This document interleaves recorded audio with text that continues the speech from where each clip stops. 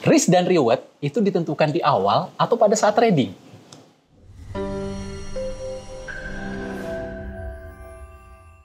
Halo teman-teman, kembali lagi bersama saya dengan Teguh Hamzah Pansuri dan saya Fadli di channel YouTube kita NFC Forex TV, tempatnya trader Nusantara teredukasi. Kok lu belum ketawa? Enggak.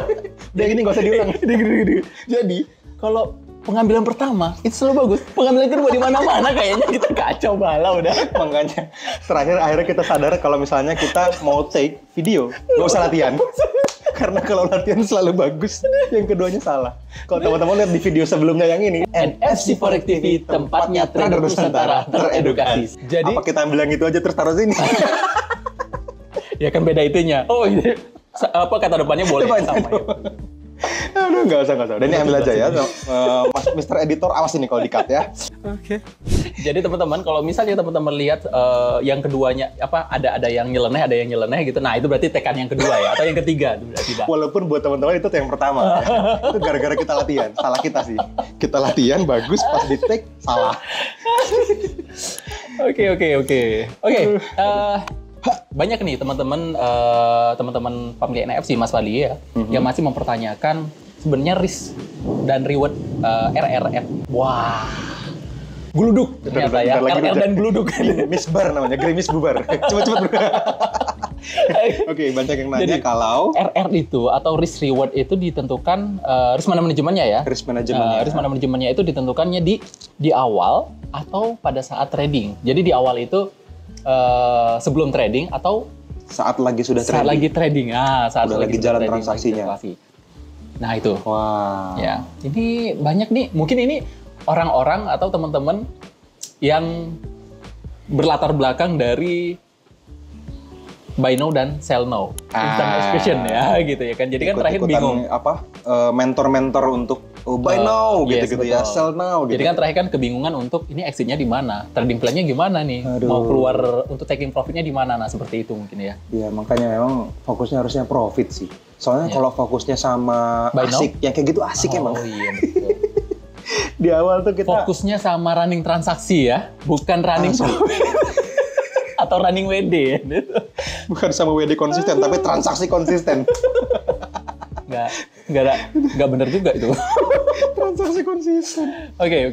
Jadi gimana Mas Fadli? Ini kan transaksi konsisten kan, jadi kok MT4 gue nganggur nih. Masa dia tidak bekerja gitu kan? Ya. Oke. Apa yang ditentukan dari awal? Yes. Jadi ada beberapa hal teman-teman. Kita sepakat dulu ya bahwa ini seharusnya ditentukan di awal gitu. Yes.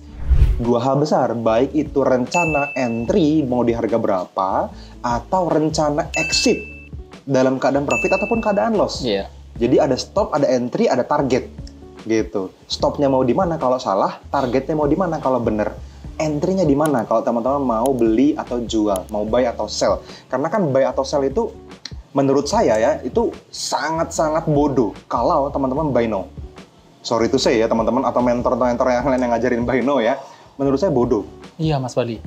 Karena teman-teman nggak tahu apakah itu sekarang lagi bisa diukur risknya atau enggak. Kecuali misalnya nih, teman-teman tahu ada buy limit yang seharusnya teman-teman ambil, ada stop loss yang harus teman-teman ambil, dan harga ada di antaranya. Saya izinkan buy now. Tapi kalau teman-teman buy now, habis itu mikir, oke, setelah ini gue harus ngapain ya? Ini bodoh. Iya, betul. Gitu. Teman-teman nggak tahu risknya perlu ditoleransi sejauh apa, targetnya apakah masih mungkin tercapai, nggak tahu kan. Dan itu banyak loh. Termasuk saya juga dulu di zaman jahiliyah ya, teman-teman. Saya pernah ngalamin gitu. Kayaknya asik ya kalau transaksinya ada, masa nganggur nih gitu. Akhirnya lihat-lihat tren, lihat ini kayaknya, wah ini kayaknya akan naik nih. Buy aja dulu lah. Habis itu baru dipikirin. Nanti stop loss taruhnya di mana ya? Yes, gitu kan. Okay. Masa gitu? Nggak bisa teman-teman menggantungkan hidup trading Anda dari satu transaksi itu. Jadi sebelum itu diambil keputusannya, teman-teman perlu berpikir dulu apa yang akan teman-teman lakukan kalau dalam keadaan profit ataupun dalam keadaan loss nantinya ketika transaksinya berjalan. Jadi sebelum ya. Di awal. Jadi tentukan trading plan. Saya pernah bilang trading tanpa trading plan is zolim tadi. Oke. Udah bahasa Indonesia, bahasa Inggris, bahasa Arab. Zolim memang. Ya betul lah, zolim banget lah, zolim sama diri kita karena ketidaktahuan teman-teman ya kan, ketidaktahuan trader itu mau keluar dari mana gitu, ya zolim aja sih. Gitu. Zolim sama keringat Anda yang dicari dengan halal untuk deposit, gitu. Zolim sama duit Anda. Iya loh, betul. Iya. Oke. Nah, kalau kita Gua rasa mau ngomong hal yang sama. Iya kayaknya sih bener. Kalau kita udah sepakat nih, oke harus di awal, apa aja yang harus disiapin di awal. Itu dia. Gitu. Lu ngomong itu kan tadi. Gawat nih udah nih. Karena mau hujan teman-teman. Jadi, nah ya kan, apa yang perlu dipersiapkan di awal? Yang pertama teman-teman perlu adanya backtest strategi. Ya. Makanya kenapa kita selalu ngingetin ke teman-teman backtest strategi. Teman-teman dapat rule atau teman-teman dapat sistem trading dari mentor A, B, C, terserah dari siapapun itu. Satu yang teman-teman perlu jalanin yang pertama adalah backtest dulu strategi tersebut. Ya. Walaupun memang misalnya strategi tersebut sudah profit digunakan sama mentor A, B, C, D tersebut gitu ya kan. Tapi belum tentu strategi tersebut cocok buat Anda gitu ya kan, buat teman-teman. Jadi jangan langsung percaya apa kata Mas Teguh. Ah, iya betul. Kalau kata saya percayalah ya. Enggak. Bercanda. Semua orang yang teman-teman dengar tidak bisa diterima mentah-mentah gitu aja, tetap perlu dites, di backtest kalau kata Mas Teguh tadi. Jadi backtest itu bukan kayak AI yang robot gitu ya, teman-teman langsung bisa backtest dan ketahuan hasilnya setahun ke belakang ngapain gitu, enggak. Teman-teman punya satu teknik tertentu untuk bisa mundurin transaksi dan kalau misalnya rules-nya terpenuhi, transaksinya menghasilkan profit atau loss. Nah, teman-teman mundurin sampai 1 tahun, teman-teman akan punya bukti bahwa strategi ini mampu bekerja dengan kondisi apapun di dalam market atau malah loss. Gitu. Artinya kita nggak perlu resikokan uang beneran. Benar. Ya kan? Tinggal berandai-andai dengan kenyataan aja gitu ya. Kalau nanti setahun yang lalu saya pakai strategi ini, hari ini saya profit atau loss. Nah, itu bisa dilakukan. Di backtest namanya. Jadi perlu dites, bener. Betul. Mau sesakti apapun yang ngomong, mau dia ngaku, mau dia nunjukin MT4-nya loh sama Anda gitu ya. Kita sama-sama tahu bahwa MT4 bisa dibatik. Batik. Pekalongan. Bisa. MT4 pernah ke Pekalongan. Iya. Jadi bisa dimanipulasi ya historinya ya. Broker atau senior trader yang di endorse sama broker tertentu yang tanda kutip nakal, itu bisa akses ke meta manager dan bisa, ya kalau saya bilang namanya membatik ya. Yang tadinya kosong jadi ada historinya padahal tidak pernah ada transaksi. Nah di sana teman-teman mungkin bisa berhenti percaya begitu saja. Jadi nih kalau misalnya teman-teman masih ngeliat di komen-komen YouTube-nya NFC ini atau di mana Instagram misalnya di @nusantara_community gitu-gitu ya masih ada nih. Udah lah, gak usah banyak ngomong. Tunjukin aja MT4-nya. Nah. Anda tidak tahu kalau MT4 itu bisa diedit. Gitu. Kita bisa nih minta sama broker nih, di power yang NFC punya hari ini ya. Tolong dong bikinin akun history 5 tahun, rata-rata profit sebulan 10% misalnya. Balance-nya $1 juta aja deh. Wow. Gitu. Ini ada yang nanya nih, besok jadi teman-teman. Gitu. Iya. Jadi percuma. Yang membedakan adalah nanti ketika teman-teman sudah mulai banyak transaksi, teman-teman udah mulai banyak praktek, Anda udah mulai banyak belajar, Anda ngobrol sama orang yang cuma jago omong doang, dan yang trading akan berbeda. Akan berbeda kualitasnya. Gitu. Sama yang trader ya, gitu kan, akan berbeda. Bedanya Anda dewasa atau enggak nyikapinya gitu kan. Ada yang, udah nggak trading gue, udah lah, nggak usah ngomong lah, nggak usah denger lah. Gitu kan, ada yang seperti itu kan, ada yang mungkin malah frontal menyerang ya, bebas ya, itu kebebasan berekspresi buat Anda kan. Tapi itu yang terjadi di industri ini, teman-teman. Yes. Oke. Jadi balik lagi ke awal, teman-teman, fokuslah sama diri Anda sendiri. Awalilah dengan merencanakan rencana keluar dalam kondisi profit ataupun loss.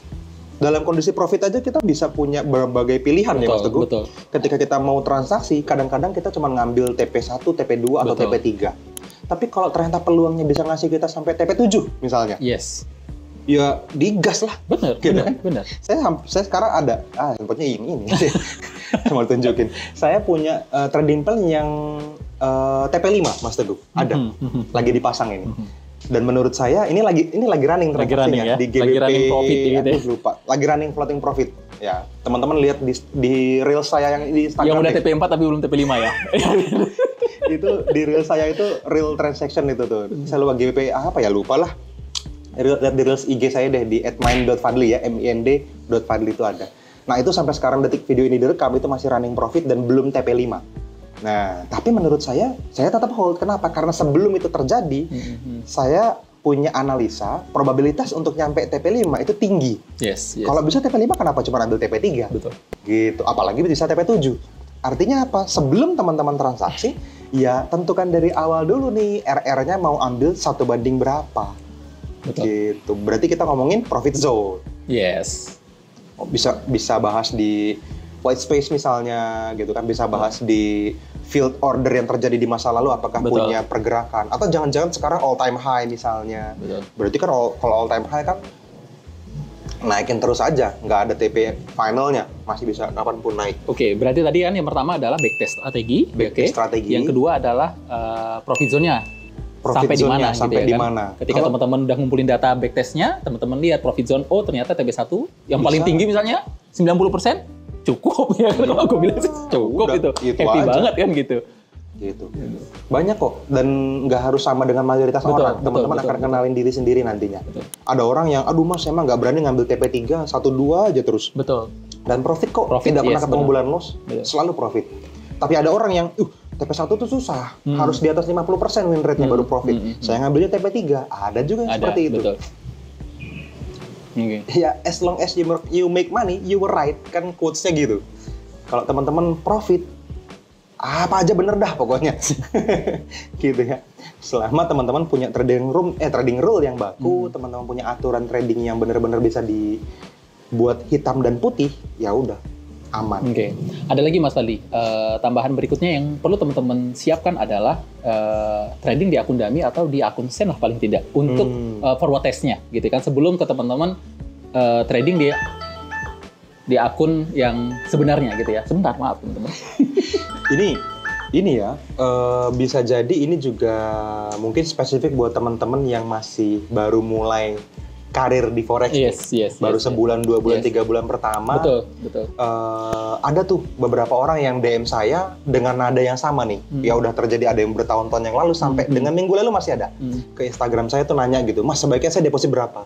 Saya tanya, dirimu udah trading berapa lama? Belum pernah. Jangan ngomongin deposit dulu. Udah yakin sama strateginya banget emang? Udah cobain platform MT4-nya? Udah tahu belum satu lot itu gerak berapa dolar per pips? Betul. Gitu. Udah ngerti cara pasang buy limit dan seterusnya, itu semua harus teman-teman alamin dulu di akun demo atau at least di akun sen kalau teman-teman memang pengen tes strategi dengan forward test ya. Kan backtest udah nih. Udah, forward betul. test saran saya sih pakai akun real walaupun hanya di akun sen gitu ya. Teman-teman bisa mulai dengan $100 jadi 10.000 di sana. Depositnya kan modal $1.000 jadi 100.000 di sana.